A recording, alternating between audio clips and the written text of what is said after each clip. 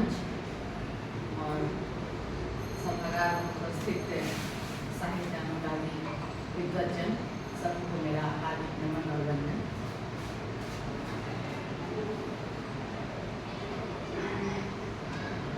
वियोगी होगा पहला कवि, आह से उपजा होगा गान। वियोगी होगा पहला कवि, आह से उपजा होगा गान। निकल कर आंखों से चुपचाप, वही होगी कविता अनजान, वही होगी कविता अनजान। कौन भला स्वप्न में भी यह कल्पना कर सकता है कि लूटपाट, हिंसा, मारकाट में आकंठ डूबे एक दुर्दांत दस्यु के हृदय में राम नाम के प्रभाव से, शुभ प्रभाव से ऐसा हृदय परिवर्तन होगा कि उसमें पक्षी का विलाप सुनकर करुणा की अजस्र पुण्य सलिला बह उठेगी और रामायण जैसे कालजयी ग्रंथ का निर्माण होगा, जो कि वाल्मीकि की अक्षय कीर्ति का आधार ग्रंथ बनेगा। यह बहुत ही हमारी कल्पना से परे की बात है। अभी तक हम दस्यु के बारे में यही सोचते हैं कि मारकाट, हिंसा ये सब करेंगे, लेकिन यह भारत है भाई। इस भारत में दस्यु भी वाल्मीकि बन जाता है और हमारे लिए परम पूजनीय हो जाता है। न केवल एक राष्ट्र के लिए, पूरे विश्व के लिए वह वंदनीय रामायण जैसी कालजयी कृति की रचना करता है। और यही महर्षि वाल्मीकि की हमारे देश को ही नहीं, सनातन संस्कृति को और संपूर्ण भारत को और संपूर्ण विश्व को, संपूर्ण मानवता को यह एक महती योगदान है, अवदान है, जिसे हमारा राष्ट्र और मानव समाज कभी भी नहीं भूल सकता है। करुण सिद्ध महर्षि वाल्मीकि मर्यादा पुरुषोत्तम श्री राम के पावन चरित्र पर संस्कृत साहित्य के प्रथम महाकाव्य की रचना करते हुए आदि कवि बन गए। और न केवल वो आदि कवि बने, बल्कि विश्व साहित्य में वो अमर भी हो गए। सनातन संस्कृति का यह सबसे प्रसिद्ध ग्रंथ है, लोक विश्रुत ग्रंथ है और पावन ग्रंथ रामायण की रचना करने वाले आदि कवि महर्षि वाल्मीकि की जयंती प्रतिवर्ष इसी आश्विन पूर्णिमा को मनाई जाती है। और इनका जो आश्रम है वह बिठूर आश्रम है, जिसमें जो कि कानपुर, उत्तर प्रदेश के कानपुर के पश्चिमोत्तर दिशा में 27 किलोमीटर दूर यह बिठूर आश्रम स्थित है। कहते हैं कि यहाँ जब श्री राम ने गर्भावस्था में पत्नी सीता का परित्याग कर दिया तो सीता यहीं रही थी, यहीं लव कुश का जन्म हुआ था। यह लव कुश की जन्म स्थली भी है, क्रीड़ा स्थली भी है। और ऐसी मान्यता है कि यह बिठूर जो है, यहाँ यह एक त्रिवेणी है, अध्यात्म का, इतिहास का और पर्यटन का। अध्यात्म इस ख्याल से कि ब्रह्मा ने यही तपस्या की और कहते हैं सृष्टि की रचना की। साथ ही यही बिठूर 1857 में जो हमारे देश में स्वाधीनता संग्राम का प्रथम बिगुल फूंका गया, उसमें जो कुछ गिने चुने जगह थी, उनमें से एक प्रमुख जगह बिठूर भी था। बिठूर आज भी रानी लक्ष्मीबाई के पराक्रम और शौर्य की और तात्या टोपे के बलिदान की कहानी आज यह बिठूर कहता है। और यह पूरे विश्व के लिए एक महत्वपूर्ण पुण्य स्थल बन गया है, इसलिए आज यह पर्यटन के रूप में भी बिठूर प्रसिद्ध है। जो बिठूर की आदिकवि वाल्मीकि का यह निवास स्थान है, यह आश्रम मंदिर है। कहते हैं कि एक बार एक प्रांच पक्षी का जोड़ा आपस में प्रेमालीन था और उसी समय एक व्याधि ने एक वाण चला दिया, जो कि नर प्रांच पक्षी को लग गया और वह मर गया। उससे वियुक्त होकर मादक प्रांच पक्षी ने इतनी करुण चित्कार की, हृदय विदारक थी वह चित्कार उसकी, कि उसी को सुनकर महर्षि वाल्मीकि के हृदय में इतनी करुणा जगी कि उन्होंने कहा, मां निषाद प्रतिष्ठाम त्वमगमा शाश्वती समा। यत् प्रौंच मिथुनादेकम वधि काम मोहितम। उन्होंने उसे शापित कर दिया और उसके बाद ही उन्होंने महर्षि वाल्मीकि ने लोक विशुद्ध महाकाव्य रामायण की रचना की और आदि कवि वाल्मीकि कहलाते हैं। इस महाकाव्य में 7 अध्याय हैं जो कि 7 कांड के रूप में प्रसिद्ध हैं और उसमें यह जो अंतिम कांड है वह कहा जाता है कि यह एक प्रक्षिप्त अंश है। कई ग्रंथों के अनुसार यह कहा जाता है कि यह एक प्रक्षिप्त अंश है, पर बावजूद इसके इस रामायण में जैसा कि अभी उषा मैम ने कहा कि हम जीवन कैसे जिए, दरअसल यह रामायण महज एक ग्रंथ नहीं, मनुष्य समाज कैसे जीवन जिए, रोज रोज का जीवन।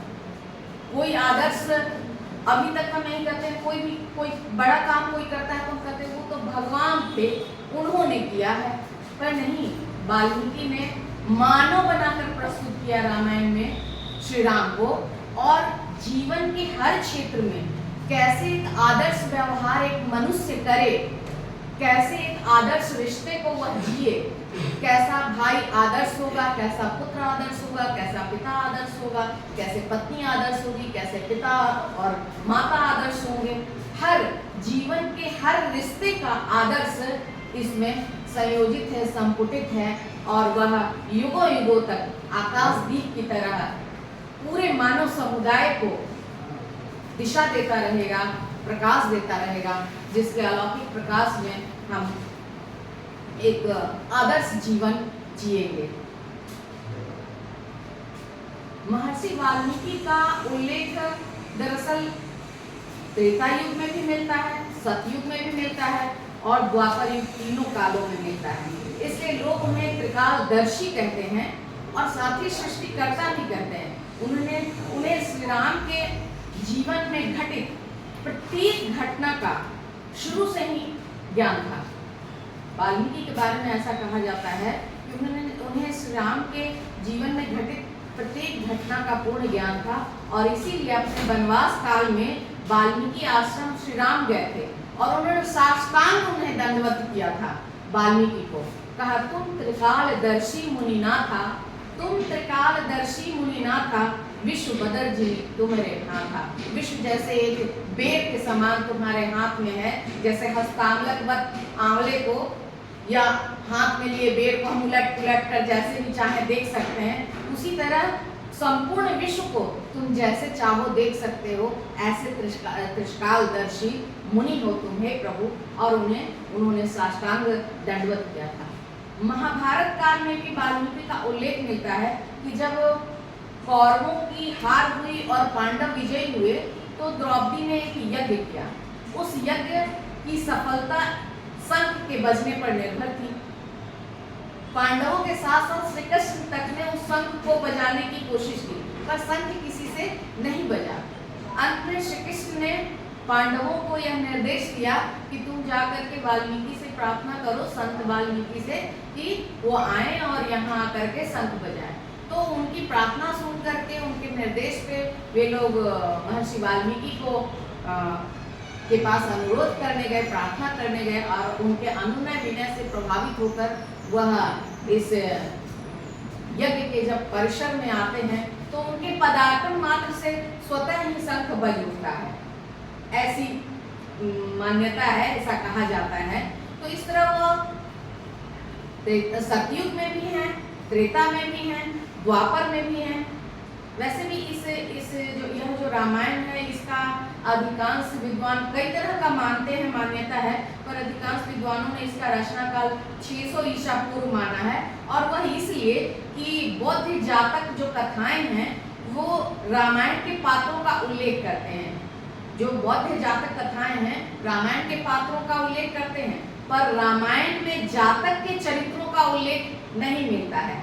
इससे यह पुष्ट होता है कि यह 600 ईसा पूर्व के आसपास की रचना होगी। यह जो इनका आज आश्रम है विठूर आश्रम, इसके बारे में मैंने आपको बताया कि इसमें भगवान ब्रह्मा ने तपस्या की थी और सृष्टि की रचना की थी यहाँ।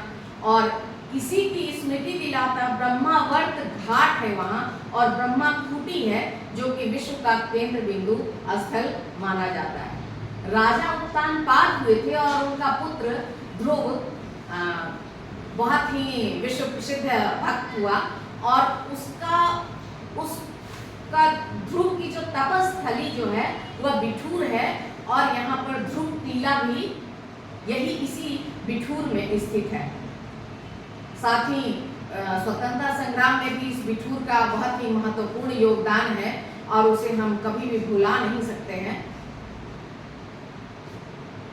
महर्षि वाल्मीकि ने रामायण के साथ साथ योग वशिष्ठ और अक्षर लक्ष्य नामक ग्रंथ का प्रणयन किया था।